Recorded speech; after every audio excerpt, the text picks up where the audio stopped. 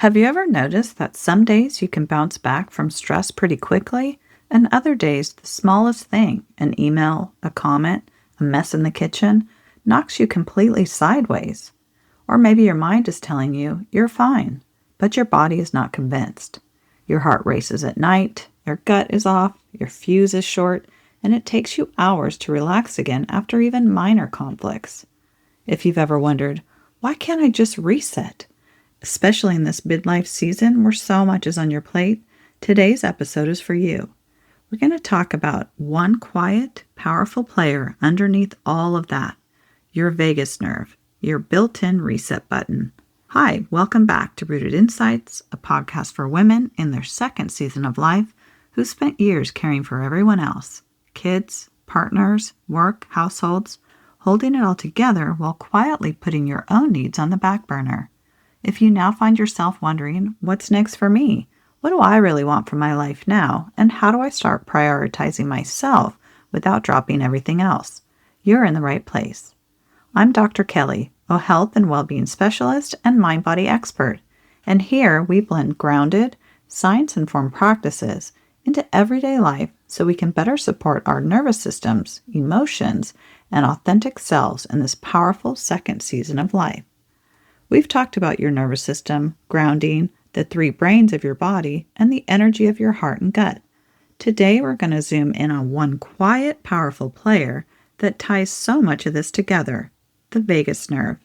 It influences your heart rate, digestion, inflammation, mood, and even how quickly you can come back to yourself after stress. And that makes it especially important in this mid-season of your life, when your body and life are changing at the same time. So let's take a slow inhale and a slightly longer exhale, and just notice that small shift. You're already giving your vagus nerve a gentle nudge. So what is the vagus nerve anyway? Let's talk about it in real language. The vagus nerve is the main nerve of your parasympathetic nervous system. That's the rest, repair, digest, and connect side that helps your body downshift after stress. You actually have two vagus nerves, one on each side, running from your brainstem down through your neck, past your heart and lungs, and into your digestive organs, like your liver, pancreas, and more. Think of it as an information superhighway between your brain and your body. Here are a few key roles science has mapped out. Regarding heart and breathing, the vagus nerve helps slow your heart rate, regulate blood pressure, and coordinate breathing with your heart rhythms. Regarding digestion, it supports stomach emptying, gut motility, enzyme secretion, and communication along that gut-brain axis. Damage can contribute to issues like gastroparesis and IBS-like symptoms. Regarding inflammation and immunity, through what's called the inflammatory reflex, vagus signals help modulate immune responses and dampen excessive inflammation, which is a factor in conditions like diabetes, metabolic syndrome, and autoimmune diseases. And then regarding mood and stress, the vagus nerve carries signals from the body to brain regions involved in emotion, stress, and social engagement. Healthy vagal activity is linked with better mood, less anxiety, and more resilience to stress. For mid-season women who often juggle high stress, shifting hormones, sleep disruption, and rising inflammatory risk, this one nerve quietly touches almost everything you care about: your energy, your digestion, your heart health, your mood, and your ability to feel like yourself. So you'll often hear the term vagal tone. You can think of this as how strong and flexible your vagus nerve's brake is on your system. So one of the simplest ways researchers estimate vagal tone is through heart rate variability, or HRV. This is the tiny variations in time between each heart rate. And higher HRV in general is associated with stronger vagal influence, better stress adaptation, and quicker recovery. A lower HRV often points to a system stuck more in fight or flight mode. Studies show that people with higher vagal tone recover more quickly from stress and emotional upsets, regulate their emotions more effectively, and show better executive function. They also tend to have lower risk of certain cardiovascular and mood disorders. But on the flip side, a low vagal tone and autonomic dysfunction are linked with things like higher inflammation and metabolic issues, including insulin resistance and type 2 diabetes. They're also linked with higher risk of anxiety, depression, and stress-related conditions, as well as poorer heart rate recovery and blood pressure regulation. But here's the hopeful piece. Vagal tone isn't fixed. It's actually quite trainable.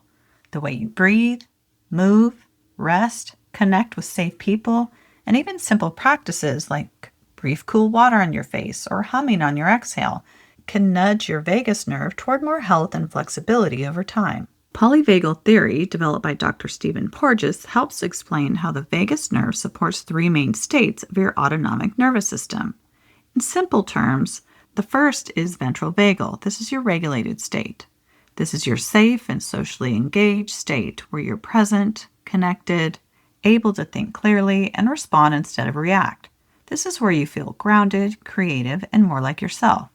Then there's the sympathetic, which is the fight or flight, and this is your mobilized state where you're activated, braced, revved up, ready to solve or escape your problems.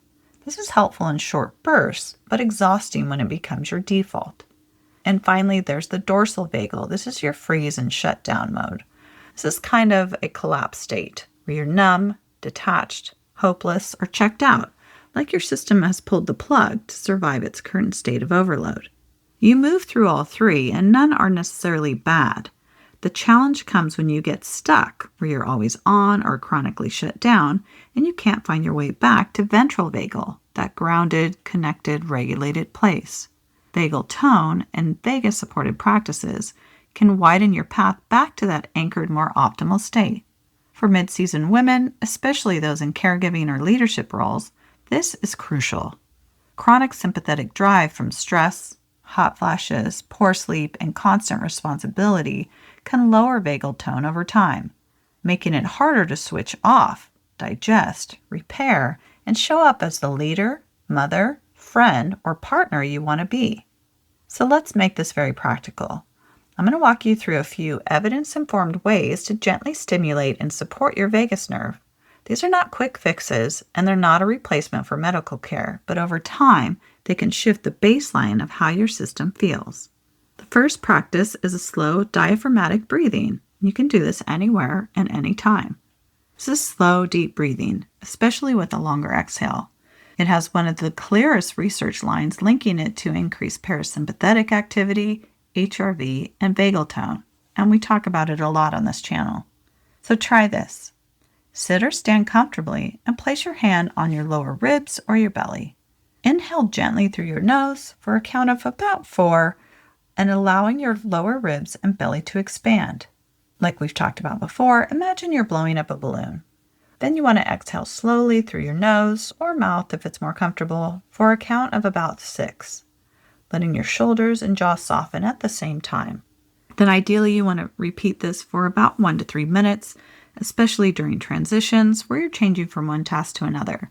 So before opening your email, after a tense conversation, before responding to a text, or when you get into or out of bed. This kind of breathing supports vagal engagement and can lift HRV over time, meaning your system becomes more adaptable to stress. Practice number 2, humming, toning, or gentle vocalization. So the vagus nerve passes near your vocal cords and your throat. Humming, chanting, toning, or singing can create mechanical vibrations that stimulate vagal pathways and support relaxation. You might try humming along to a favorite song in the car or around the house, or use a simple humming breath before bed. Inhale through your nose for 4, then hum your exhale out for 6 to 8 counts, really feeling the vibration in your chest and face and head. Then try a few rounds in the shower while doing dishes or the laundry or when you're getting dressed. If you want to go one step further, you can experiment with what's called toning, sustaining a single, comfortable note on your exhale. That might sound like a long, soft an ah, or an oh, letting the sound vibrate in your head, throat, and chest. Personally, I prefer to place my tongue on the roof of my mouth, keeping my lips closed, as I create an internal toning sound that's uniquely mine. You're not performing here. You're simply using your voice as a gentle massage for your nervous system. And I encourage you to play around with this until you find your unique tone, which you'll recognize by its nearly instantaneously relaxing effects. Studies and clinical reports suggest that humming can significantly increase nitric oxide in the nasal passages and is widely described as vagus stimulating, often lowering heart rate and easing anxiety in real-world practice. Toning is essentially an extension of that same principle, using sustained sound to bathe your system in vibration that says, you can soften, relax, and exhale now. Best of all, these practices are free. They require no special equipment, no special training, and are available to pretty much everyone. You can tuck them into ordinary moments of your day and slowly teach your body what it feels like to internally slow down, even in the middle of regular life. Practice number 3, a safe and brief cold exposure. We call this a microdive reflex reset.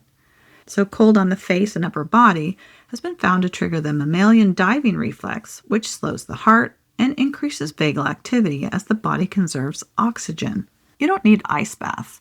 You can splash cool water in your face for 10 to 20 seconds when you feel panicked. You can run cool water over your wrists and back of your neck or your hands.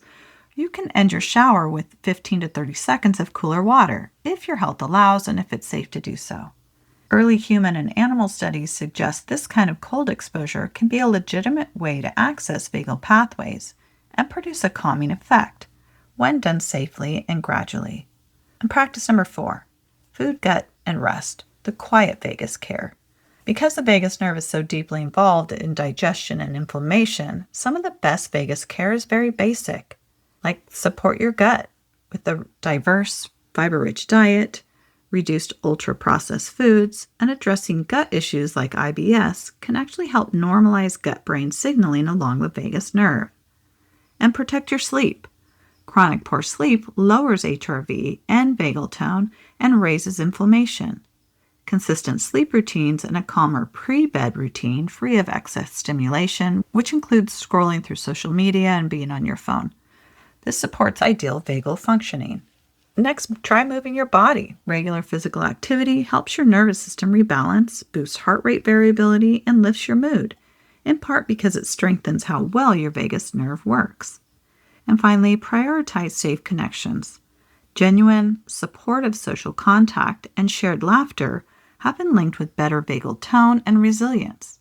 Polyvagal theory frames ventral vagal activation as deeply relational. For mid-season women, this might look like taking a walk with a friend instead of doom scrolling, prioritizing one earlier bedtime a week, or a calm, media-free morning routine, or eating a real meal sitting down instead of grazing while standing over the counter or the sink.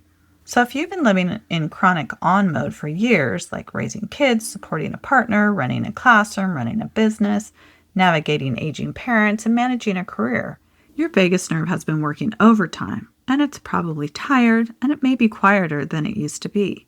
When your vagal tone is low, stress hits harder. Cortisol stays elevated. Sleep fragments. Gut symptoms flare.